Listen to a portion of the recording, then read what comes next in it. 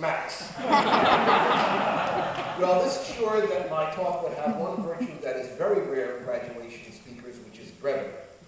But even allowing for all due modesty, I don't really know how I can talk about my life and role here at the school and university in 3 minutes. So I emailed Robin back asking, perhaps I could sing instead. But this was vetoed immediately on the grounds that some level of good taste must be maintained. So then, thinking what I could do, I realized that this occasion is not really about me at all. It's about the wonderful graduates that we have here. And I wanted to turn perhaps to those wiser than myself who might have good words. But I also wanted to avoid typical graduation fare. So I went where I often do, where I go for inspiration, which is some of my favorite American poets. And I want to read to you 2 very brief poetic excerpts that I hope you will find as relevant as I do to this kind of occasion. First is a very short poem by Wallace Stevens called Tea at the Palace of Whom. And I advise you not to worry about that. Like many of Wallace Stevens' titles, this has an oblique relationship, probably a very personal one, to the poem. This poem I find, probably won't hear it at many graduations, I find this very relevant because it deals with the power of creativity to shape the world around us, something that everyone graduating here is gifted with, and also the importance of appreciating your own creativity and originality in shaping the world in which you move. In addition to this, as you hear the opening lines of the poem, you will hear a miraculous but obviously totally unintended relevance that it has to this immediate occasion. The poet can't possibly have known how relevant his opening lines would be to a graduation ceremony at the University of Washington. But once you've enjoyed that opening, I hope you will appreciate what Stevens has to say about creativity. Not less because in purple I descended the western day through what you called the loneliest air, not less was I myself. What was the ointment sprinkled on my beard? What were the hymns that buzzed beside my ears? What was the sea whose tide swept through me here?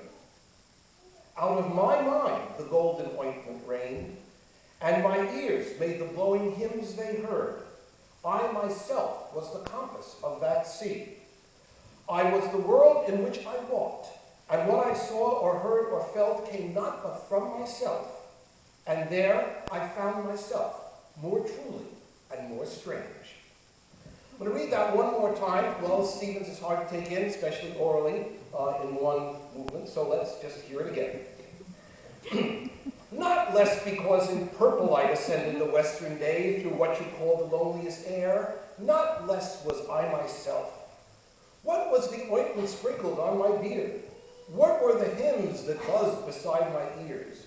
What was the sea whose tide swept through me there?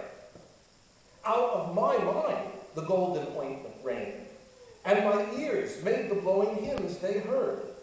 I was myself the compass of that sea.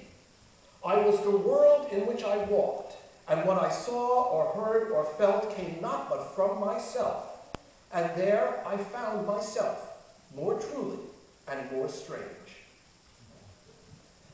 The second very brief excerpt is the conclusion of a poem by Carl Sandburg called Slabs of the Sunburnt West, obviously not written with Seattle in mind. But this is actually a favorite of my own children, who on occasions of solemnity and farewell have often quoted the end of this poem back to me from my teaching it to them. And it's sort of a mythic kind of farewell, but I think it also speaks of how we might live and what we might leave behind. Tie your hat to the saddle and ride, ride, ride, O rider. Lay your rails and wires and ride, ride, ride, O rider. The worn, tired stars say you shall die early and die dirty. The clean, cold stars say you shall die late and die clean. The runaway stars say, you shall never die at all, never at all. Sometimes, in optimistic moods, my family and I like to refer to ourselves as runaway stars. I hope you'll join us.